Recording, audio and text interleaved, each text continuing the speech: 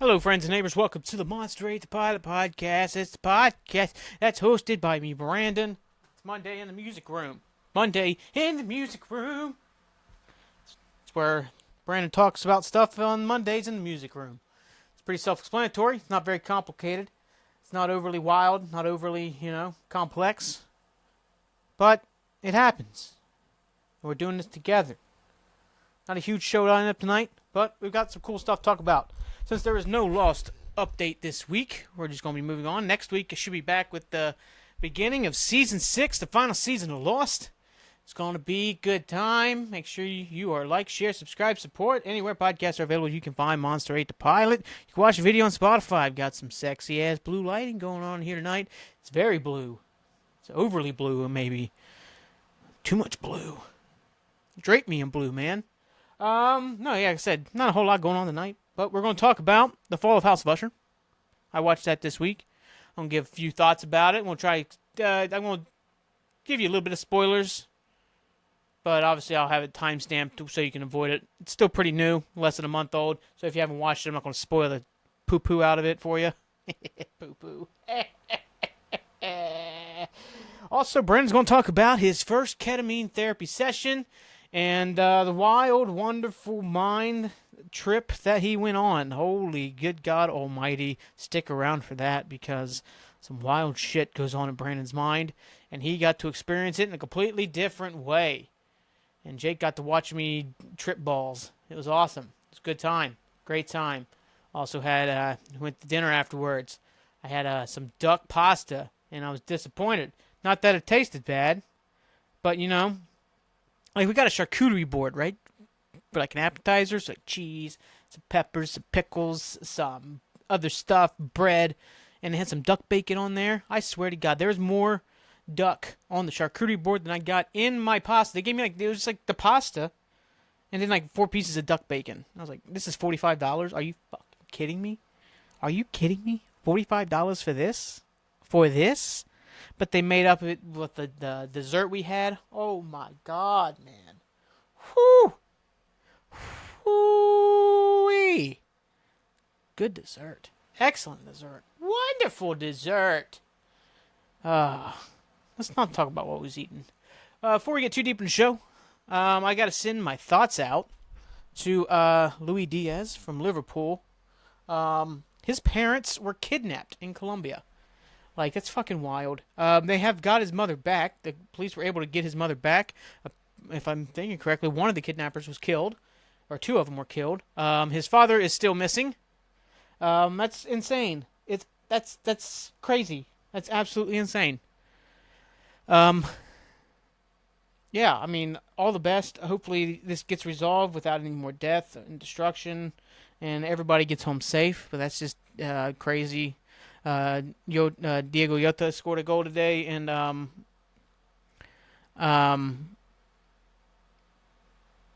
lifted up Louis' shirt. It was, yeah. I mean, God, that's insane. His parents were kidnapped, all just to get some money, man. Just for some money. People got to die, or people's lives have to be completely changed. People have to trust each other less because some dudes just want some money. Somebody got money and they want it for themselves. So they kidnapped his fucking parents. I remember, was it Alex Avila? If I'm thinking correctly, it was Alex Avila. I think when he was playing for the Tigers.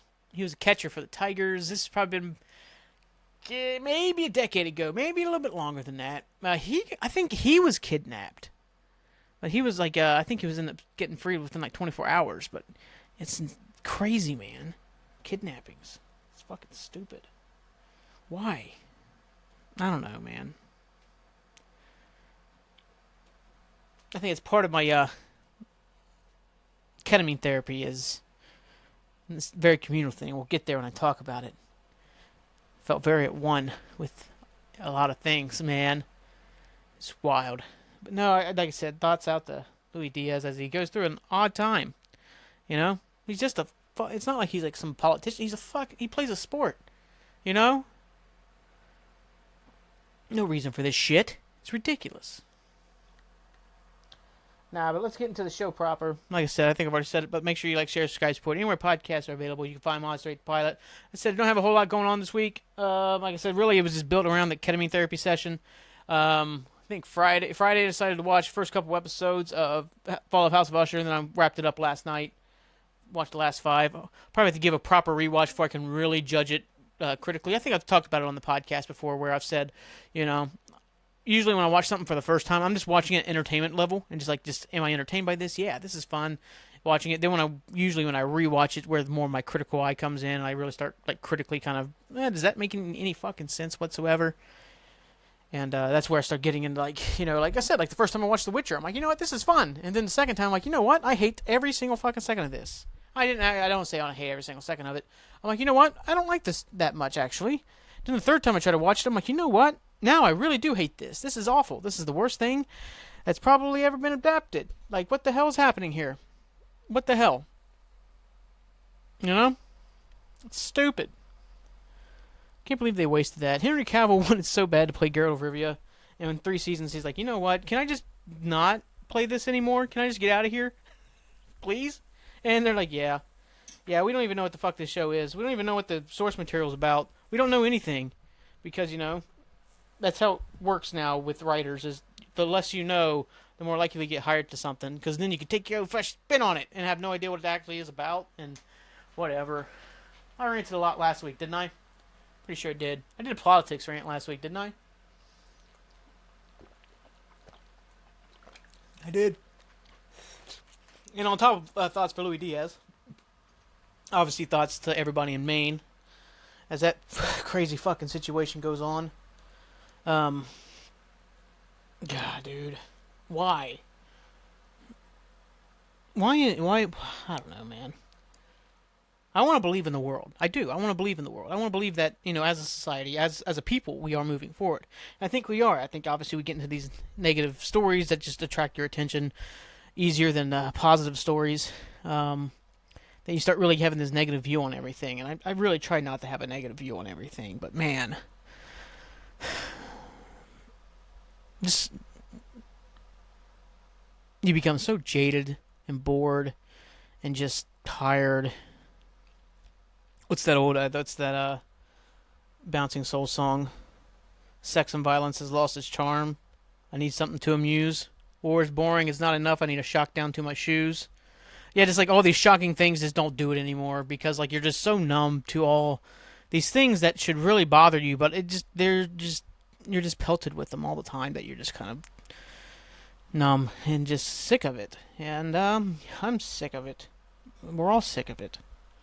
Like, even like, we can bitch and complain about what the reason is about, why stuff like this happens. And we can have our differing opinions, but truly at the heart of it, we all want it to change. We all want it to not be happening. I just wish the answer was, doing. I think we all should know that the answer to mass shootings is not do nothing and they'll go away. I think we all should agree on that. Whether you agree getting rid of guns, or whether you agree arming people with more guns, which I personally don't believe would solve the problem. At least do something, because the status quo obviously is not fucking working. I know I try not to address this shit and talk about this shit. You're here to tune out. But man, it's a weight. And it's just a matter of time before somebody I know personally gets affected by this, or I have to be in a situation where I'm like, oh shit, it's an active shooter drill, and I have to know what I'm fucking doing.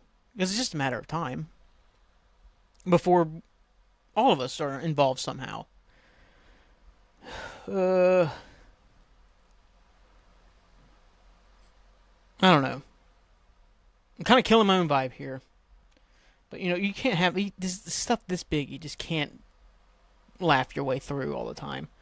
I usually try to joke about everything, and it does get harder. It does get harder just to kind of smile, think everything's going to be alright, or just try to take people's mind off of it, because my own mind sometimes just can't get off of it. But I want to do my best. I always do my best to help you kick back, relax, and rewind, man. I don't know. I don't fucking know. I don't know how to be, like, smart. I'm not a smart guy. I don't know how to do it. It took me like 35 minutes to write that thing on there, on the chalkboard I put up tonight. And it took me right now to realize that if you read it, it's backwards, and you have no idea what the hell it says. So I wasted all that time for nothing. Maybe when I watch the video, it reads the right way. Maybe it's just like you hear it on the camera. I don't know. I've never thought about it until right now. Like, this is wild. This is wonderful. This is Monster.Ate.The.Pilot. This is definitely something that is taking place in the present day. Why did JR text me again? Oh, that's right. He's talking about a movie.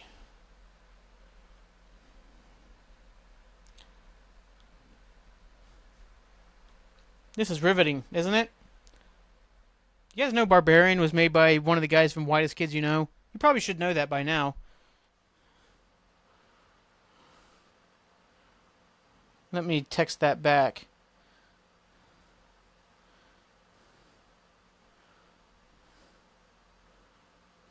Not the one that died. Trevor?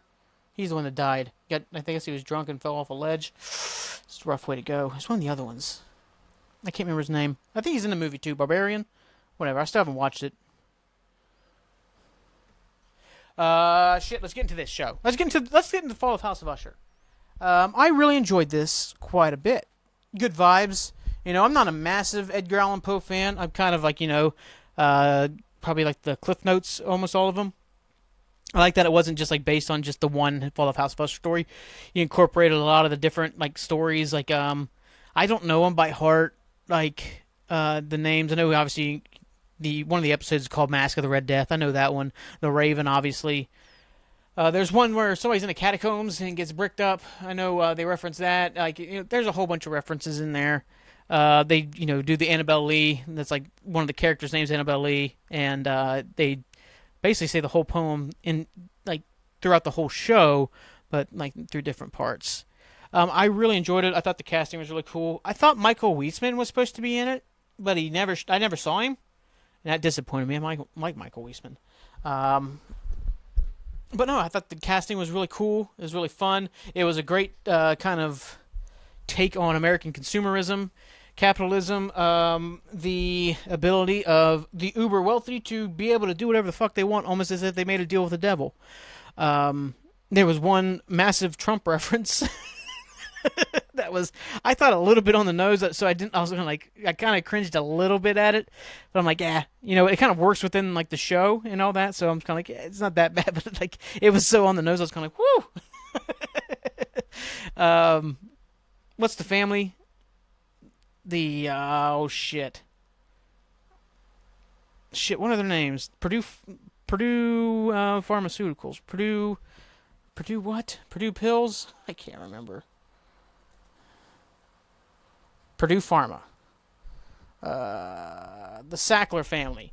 That's basically who the Ushers are kind of modeled off of, because in the show, minor spoilers here, we'll get into maybe some major spoilers here in a little bit.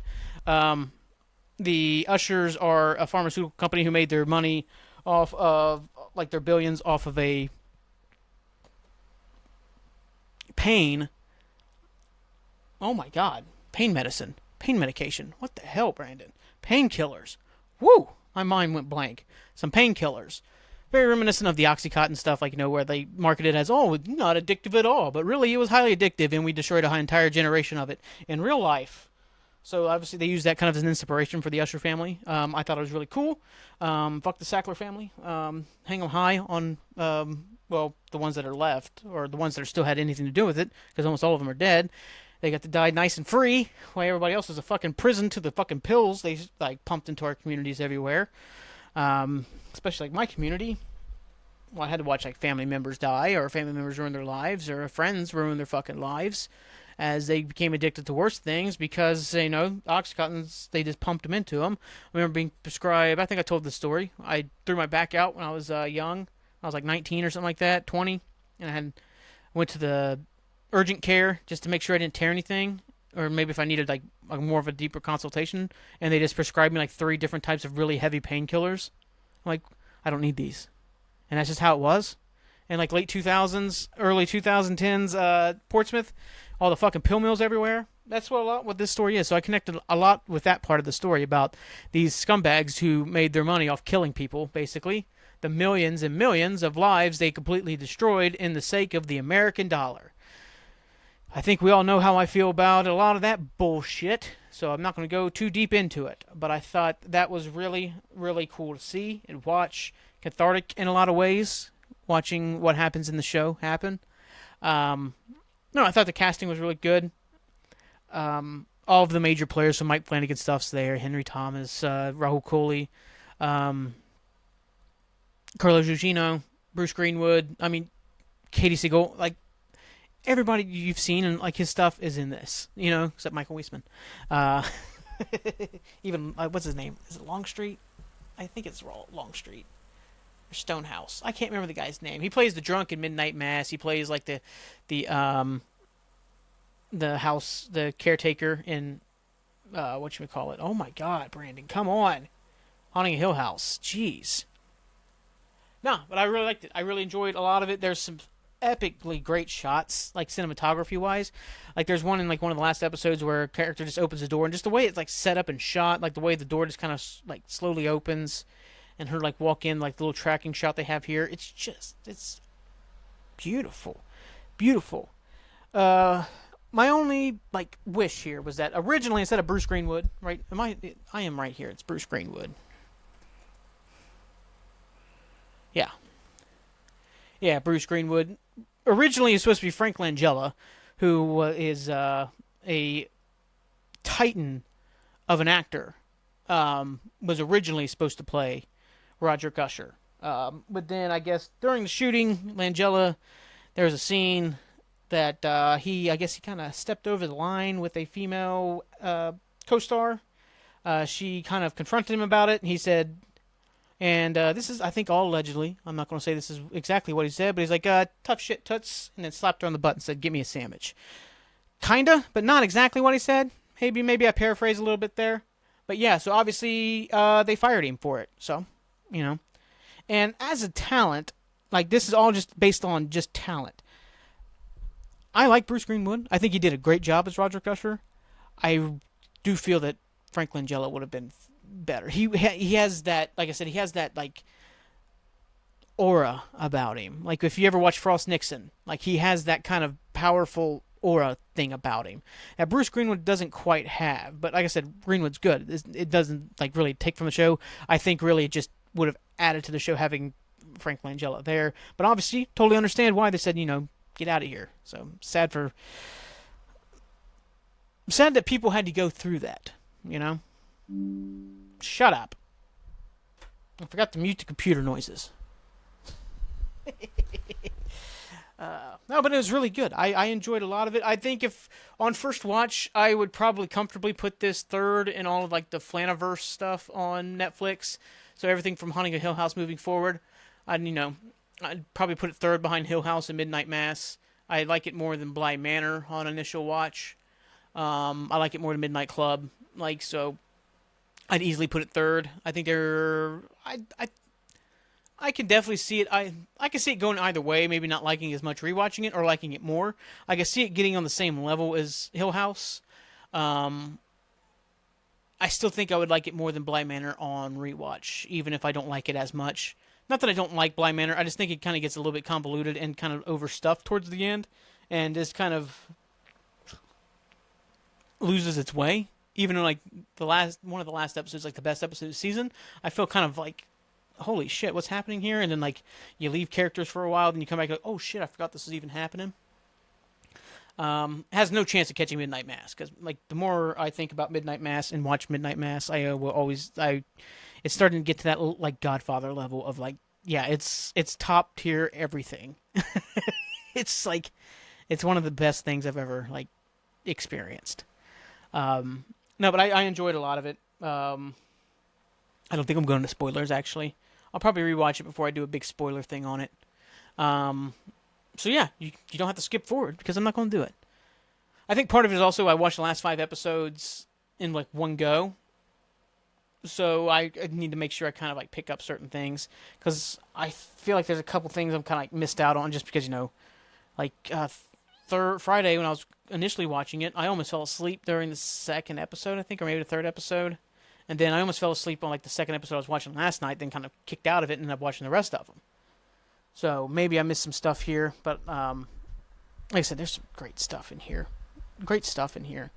Not overly scary. It's kind of like that's what Flanagan's kind of gone to, is like, he does, like, yeah, he's kind of making horror stuff, but it's not ever overly scary, but it's not, doesn't mean that makes it bad. You know what I mean? Like, there's a couple big jump scares. They use the music and stuff like that. He doesn't, Flanagan's great at never overusing that stuff. Obviously, he makes the joke in Midnight Mass, like the first episode, where he literally just does jump scares for like a minute and a half straight, where the point was just funny. It's like, yeah, because like, they're just overused in horror anyway, so he's basically critiquing the whole horror genre for using that big loud noise and like, the jump thing. Like, big scary clouds scare me. Yeah, I think that he does a great job. And so he intersperses them here and there. Then there's other things, like there's like a little one in the first episode. He's like, "Oh, my mother's behind you." Like they're having a conversation. He's like, "I'm not looking." Start talking about like negotiation tactics, and then, like the camera cuts in front of him, and they don't use any music or scare. But then you see that there's like the ghost, like not like a ghostly figure, but like this kind of ghostly figure is standing right there beside his shoulder, and you don't see like above like the waist. Yeah, and it's like, whew, yeah. The chickens come home to roost in this show. How about that? That's the best way to put this. Yeah, so right now I think initial viewing probably B+. And like I said, there's a lot of times where it jumps up into A- territory, A territory. I don't know if I have a singular episode I would call out to like, oh, that's the best one. There's a lot of, like I said, there's a lot of great sequences and shots. There's great performances. Gugino is fantastic. I'm not sure why I said it that way, because she's always fantastic. Gugino. She is the light of my life. I'm not sure why I said that either. I apologize to her. I apologize to you for having to listen to it. But she's fantastic. Fantastic. Mark Hamill's great as Arthur Pym. I've never been a huge fan of Mark Hamill. I've liked his voice work, like when he did like the Batman stuff. But as an actor, I've always kind of meh about him. But I think he does a really good job here. So good for him. Maybe he's got a career in this after all. Maybe he can be in a Star Wars movie. He's Luke Skywalker if you're an idiot. Whatever. What the hell are we talking about? Anyway, yeah, check it out. Watch it. Tell me what you think. Fall of House of Usher. I enjoyed quite a bit of it. Almost all of it. Because I can't really think of anything I really didn't enjoy, at least right now, without writing stuff down. Maybe I'll do another rewatch. Maybe I'll rewatch it this week and write stuff down and talk about it next week. Then I'll talk about Lost. And this will just be a TV podcast. Who knows? Also watched I Think You Should Leave. I'm starting to think that Ghost Tour sketch is a political commentary, but I'm still like putting it all together. There's so much. I just watched Shirt Brothers. I also got my shirt for Shirt Brothers, so that sketch is perfect. That's the most perfect, one of the most perfect sketches ever. Is Shirt Brothers. I almost tore down the Wright brothers, brother. They promised me you'll never do another rule.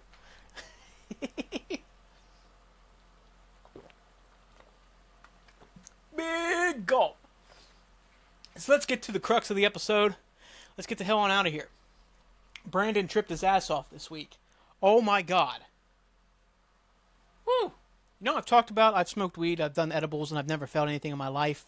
Well, I did ketamine, and holy shit, guys. I'm not fucking with you. I'm not messing around. I'm not kidding. This is not me exaggerating at all. I thought I was Jesus Christ for 5 minutes, or 5 hours, or 5 million years. I don't know. Time went away. It was insane. Like, the thing I was most worried about is that, like, when you take the pills, you have to put them in, like, in your lips, like in between your lips and your teeth, and you gotta keep them there for about 7 minutes. I was like, God, that's gonna be tough, because, like, that's torture for me. I don't know why. I produce a lot of saliva. I think you can hear it when I talk. Maybe I just pointed out to you, the glass is shattered, and I just ruined the podcast for you in my bed. But they told me how to sit, and you listen to, like, this one guy give a little speech, then you hear, like, some music stuff. Actually, the speech is like 7 minutes long, if I'm thinking correctly. You didn't hear a chime, you spit everything out. They're like, your mouth will go numb. That's normal. That's no problem.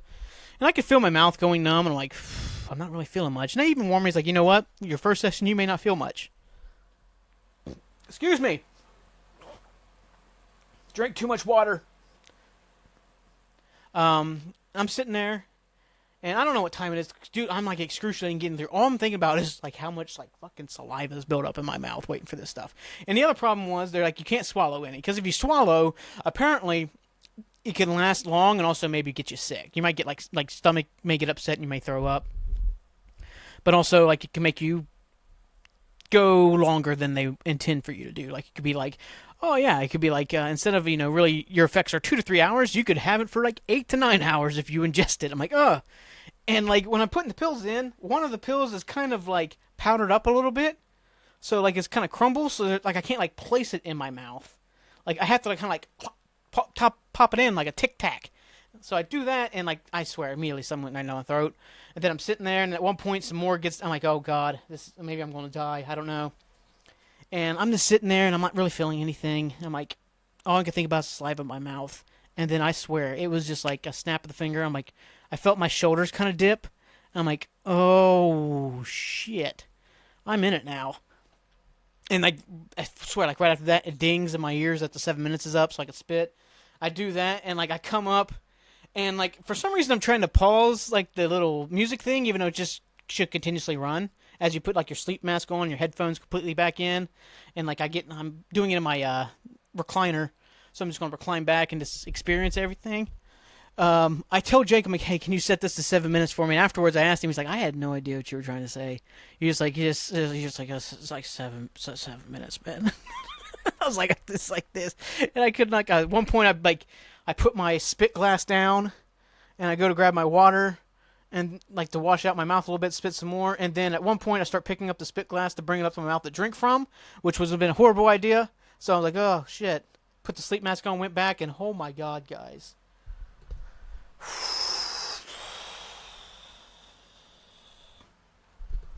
I swear, I'm telling you, I literally thought I was Jesus for a little bit. Or at least I was God, maybe. I don't know, man. It was intense. I'm like, what the hell is happening here? And it was like I said, it felt like maybe it was like for 10 seconds I thought that, or 10 minutes, or 10,000 years. Like, I kept seeing nature stuff. I kept seeing, like, trees. I kept seeing, like the origin of man or something. I don't know. Like, it was insane. I'm like, why am I thinking about this stuff? And there was, like, at points, like, I almost, like, could consider it like a cosmic choose-your-own-adventure novel. Because you do have a little bit of control in there. So, like, there was a couple times where I started going down, like, things I'm like, I am not ready to deal with this yet. Like, just, like, some deeper things. Mostly because, like, I wanted to experience this more than actually just, like, really deal with stuff just yet. So, like, I started getting into things. I'm like, oh, I don't want to do this. And I was able to get myself back out of it and, like, went down a different path. Like, let's think about this now. And I did. A couple things I kind of unlocked there was that, like, especially it was, like, relationship stuff about, and the idea of, like, chapters in your life that you thought you had closed, but you really hadn't.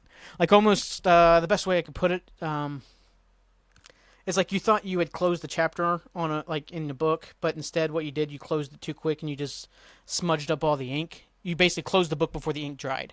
So basically you smudged it all up, so when you go back to try to learn from it and grow from it, you're not even sure what you're looking at because you were too quick to try to move on from it. That's the best way I can kind of put what I was kind of realizing in this state. Was like, man, I have a lot of things in a lot of people that, like, when things went the way they did, I kind of just closed the book and ran away instead of properly finishing the chapter, letting the ink dry, and then closing the book. And, oh, man, it was, whew. Also, I thought the music sounded like Lord of the Rings, so I kept seeing fucking elves everywhere. It was, it was awesome. I thought I was going to go fucking kill a damn dragon, blow up Mount Doom, rewrite Rings of Power. It's gonna be awesome. And dude, like I said, it felt like forever, but it also felt like a second. That's what I told Jake. I'm like, dude, he's like, did it feel like an hour? I'm like, yes and no, and also, dude, it felt like a second and an eternity all in at once. Like, I can't 100% like recommend it yet because it's only one session. Obviously, I want to go through what it's like when I'm not just like ready to go for it. I got to do it again this week, and they're upping my dosage, which makes me a little bit anxious. I'm like, I felt pretty good on 400 milligrams. I don't know if I need 600. Uh, no, but Jake's gonna sit in with me again because he's a trooper. He said I mostly move my hands a lot. It was like me, just like I was like you sit there and like you. He said you could tell you were like following something because like your head would like go like side to side. Like, but then all of a sudden like you start like working your like moving your hands oddly as if you're trying to work something. I'm like, well, I don't know, man. Yeah, and like, dude, I felt weightless. I felt completely changed. And like I said, I think like the crux of all of it, man, it was very communal. Like I felt. I don't want to sound overly hippie douchebag here. I felt at one with a lot of things, people, places, objects, things, nature, whatever. Like I saw a lot of like trees. I saw space. I saw stars. I saw like it was it was traveling like star. It was like Fantasia from Disney.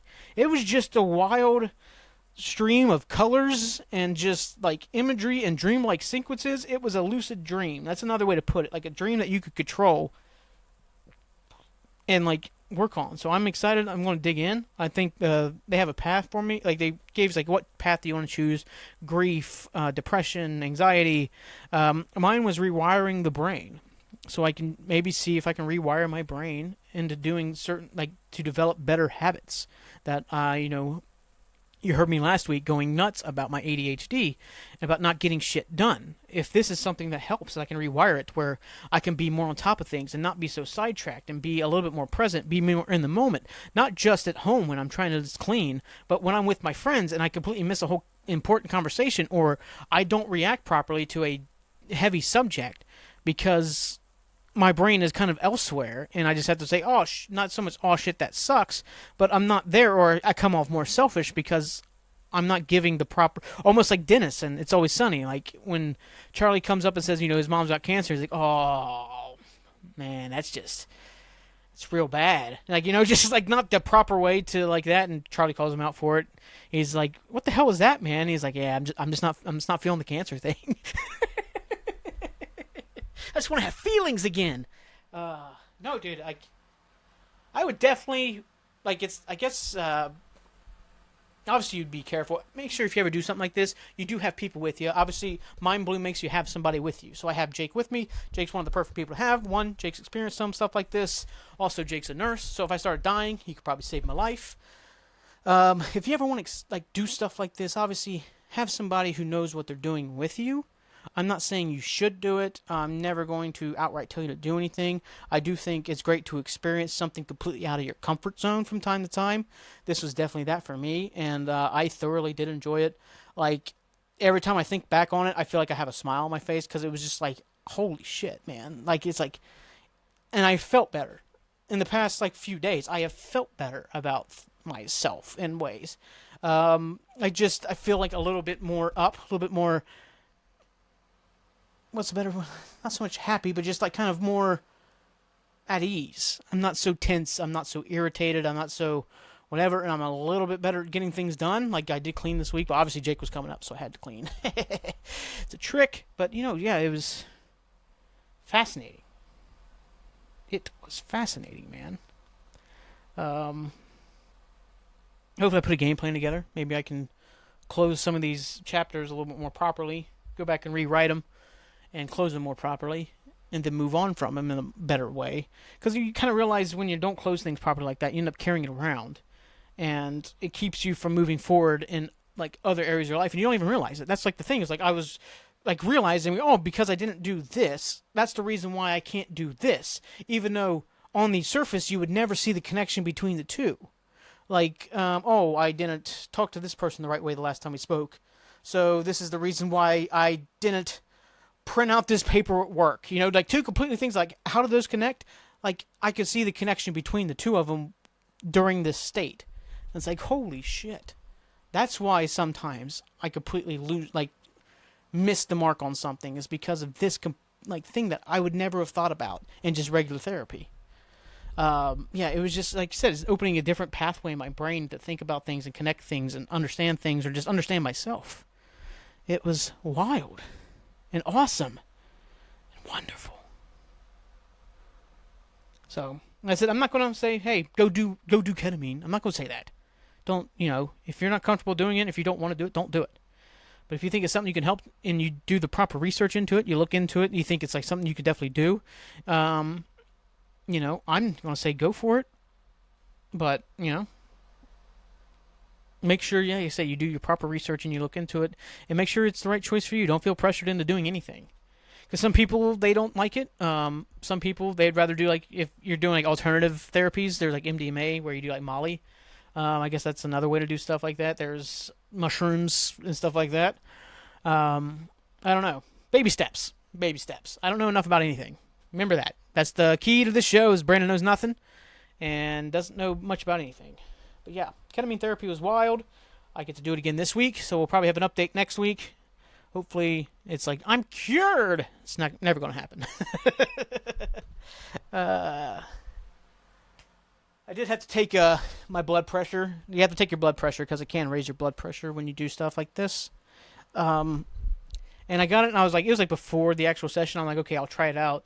And I take it, and it came back as like 84/62, my blood pressure. I'm like, I think that's dead. I don't think that's a real reading. That can't be a real. I don't think 84/62 is a real blood pressure reading. I think that's literally like you're dead. So maybe that must be broken. So I tried it again, and it came back this time as like 187 over like 112.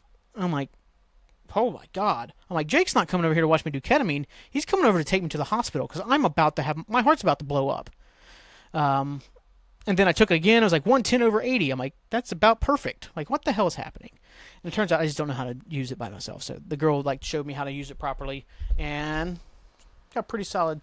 Like, it's the first number's a little high. Like, second number's perfect. Right in the wheelhouse, bro. I've never had high blood pressure. That was like my worry. I'm like, because I started thinking, I went to the doctor obviously a couple months ago and they gave me cholesterol medication. I'm like, let me guess, one of these side effects from my cholesterol medication, it could raise your blood pressure. And then when I go back to the doctor, he's like, guess I gotta give you blood pressure medicine. So now I'm taking blood pressure medicine and cholesterol medication. Like, because of that, this is going to cause this to go up. And since that went up, you're going to have to take these medications. All of a sudden, he's just pawning me off on fucking pills and just pill. Like, that's how they get you, dude. They prescribe you one pill that gives you the side effect that makes you have to get a different pill. You know what I mean? We spent, like, more money on Viagra last year than we did on healthcare. I don't know. I'm just making that up right now. But we probably did. Like old dudes on Capitol Hill, all they care about is getting a boner. So, you know what I mean? They look into Viagra far more than they look into anything else. That's for damn sure.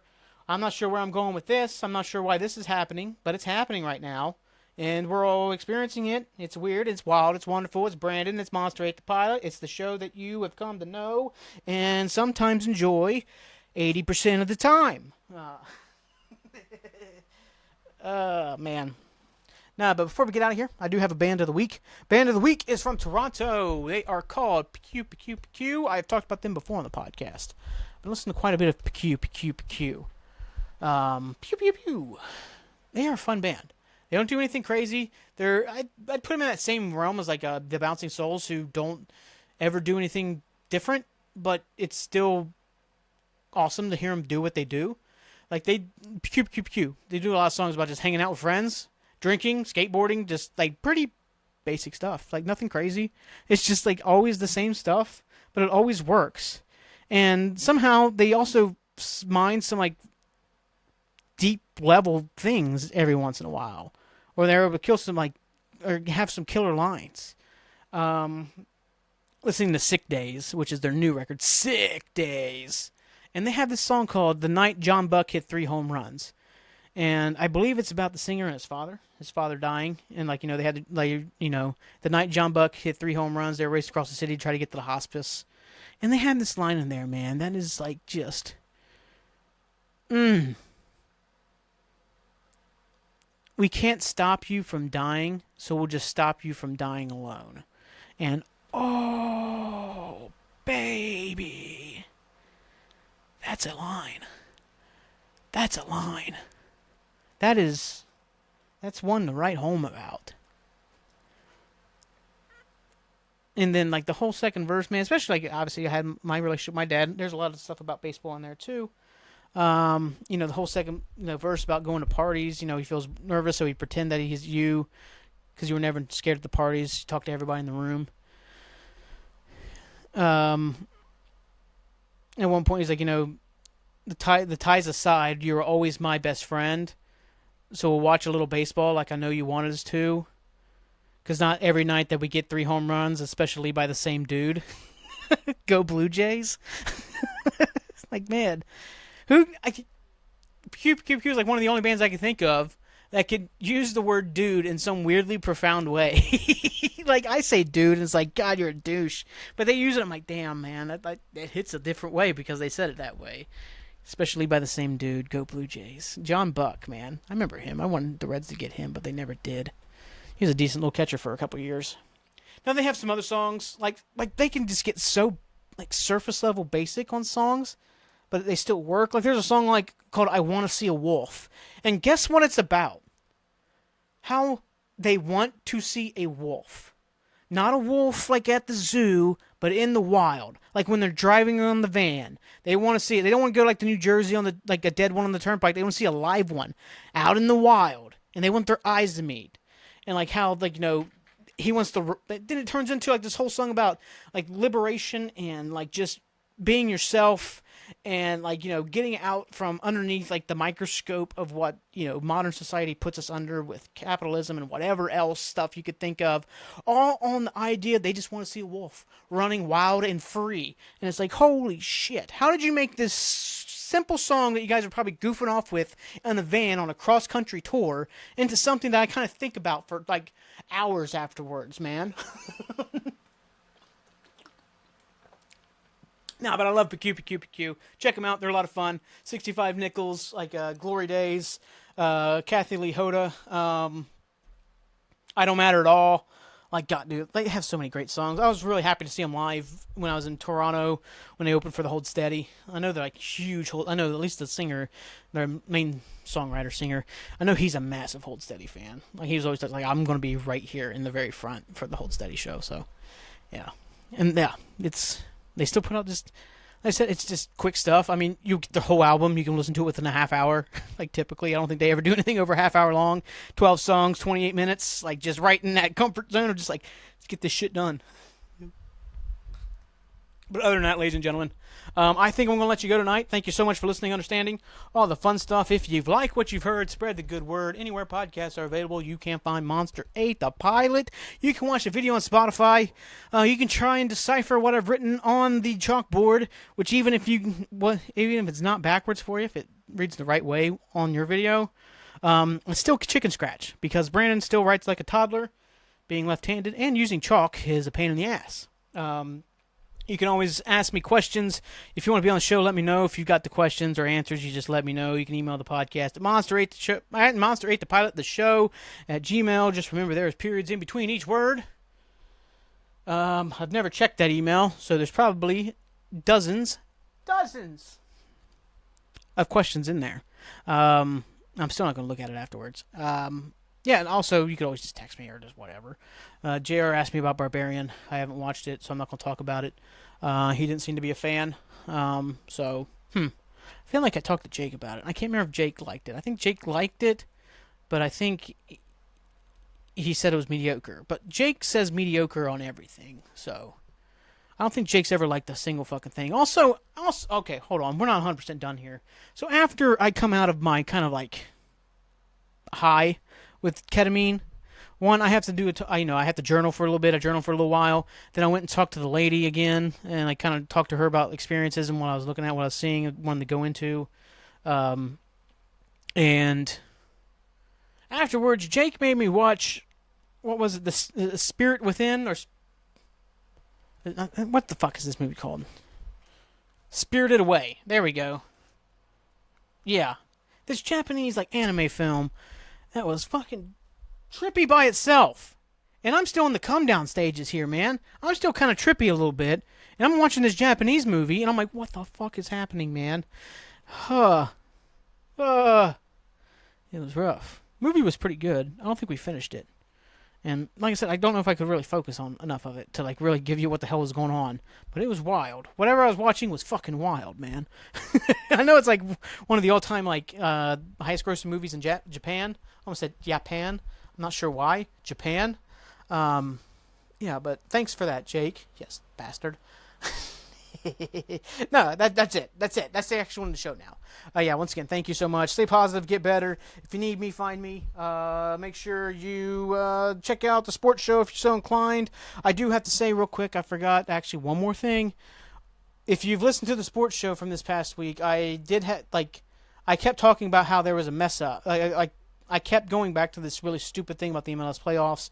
It was an error with the MLS website that was giving me an error for like both number one seeds in their games. So whatever I was talking about was like off, but it was because the MLS website was like wrong. It was telling me wrong information. So whatever. Anyways, yeah, that's it this time. Peace out. I'll be back Thursday with the sports show.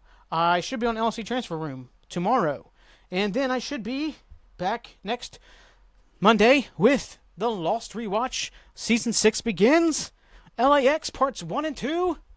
And then we'll have some more ketamine stuff. And just whatever else is going on in the world of Brandon, man. But thank you so much for listening, understanding all the fun stuff. Peace out. 10-4, Daddy-O. Let's get the hell on out of here.